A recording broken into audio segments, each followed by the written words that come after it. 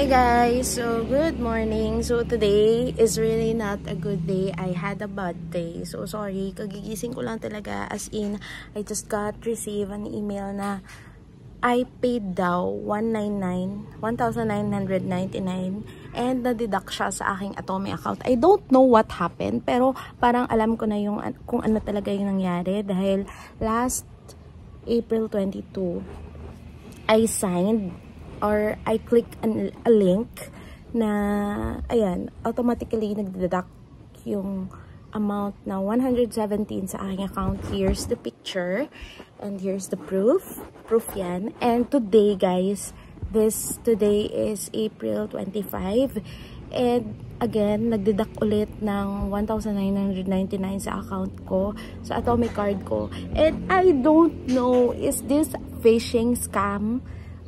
Pa-help naman po. Ay, sorry, I look messed up. But, I need an answer. Sana matulungan ako ni Atome with regards to this matter. Dahil, malaki yung amount, guys. And, how can I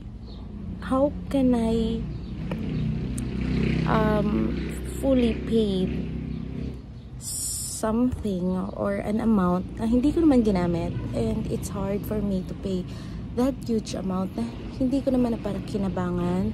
I don't know if Atome will revert that amount to me, pero hopefully guys, merong magawa si Atome dito.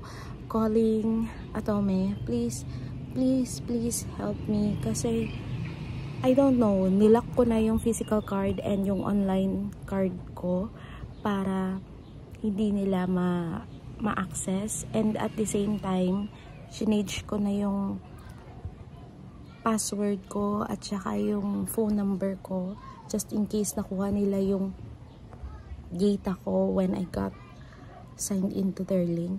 I don't know, kasi sa Facebook mayroong I'll show you guys kung makikita ko pa. I'll show you here kung makikita ko pa.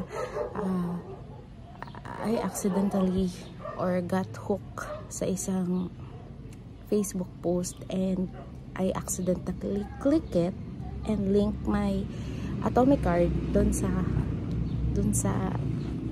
advertisement na yon, which is related sa Watsons, pero alam ko walang kinalaman si Watsons dun.